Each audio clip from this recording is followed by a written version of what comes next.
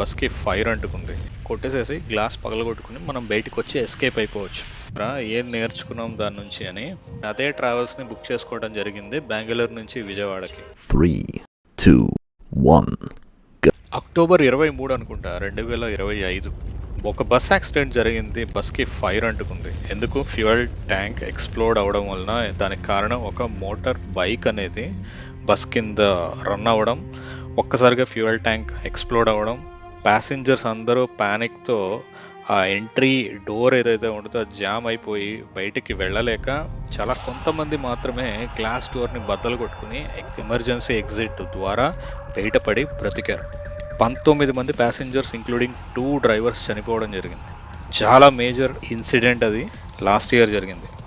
ఒక ఇన్సిడెంట్ నుంచి lessons learned అంటాం చూసారా, ఏం నేర్చుకున్నాం దాని నుంచి అని. మన వాళ్ళు ఏం ఇంప్లిమెంట్ చేసుకుంటారు అని నేను అదే ట్రావెల్స్ని బుక్ చేసుకోవడం జరిగింది బెంగళూరు నుంచి విజయవాడకి. సో ఇక్కడ ప్రతి విండోకి మీరు ఎమర్జెన్సీ ఎగ్జిట్ని అయితే చూడవచ్చు. అండ్ ఈ హ్యామర్ని కూడా ప్రొవైడ్ చేశారన్నమాట. ఈ హ్యామర్ ఏంటంటే జస్ట్ క్యాజువల్లీ మీరు అలా రిస్క్ టచ్ ఇచ్చినా సరే గ్లాస్ బ్రేక్ అయిపోతుంది. మీరు ఎక్కువ ప్రెషర్ పెట్టి ఇది గ్లాస్ దీన్ని మన బలవంతంగా ఉపయోగించి దీన్ని బద్దలు కొట్టాలి అనేలాగా ఉండదన్నమాట. సో ఏదైనా ఎమర్జెన్సీ సిచ్యువేషన్లో ఈ హ్యామర్ తీసుకుని అలా కొట్టేసేసి గ్లాస్ పగలగొట్టుకుని మనం బయటికి వచ్చి ఎస్కేప్ అయిపోవచ్చు. సో దీన్ని అయితే ప్రతి సీట్కి పెట్టడం జరిగింది. అండ్ ఎంట్రీ దగ్గర ఏదైతే గ్లాస్ డోర్ ఉండేదో ప్రతి బస్కి దాన్ని తీసేశారు. It's a very good thing. Last time అది జామ్ అయ్యింది, అక్కడ చాలామంది ప్యాసింజర్స్ ఇరుక్కుని చచ్చిపోయారు.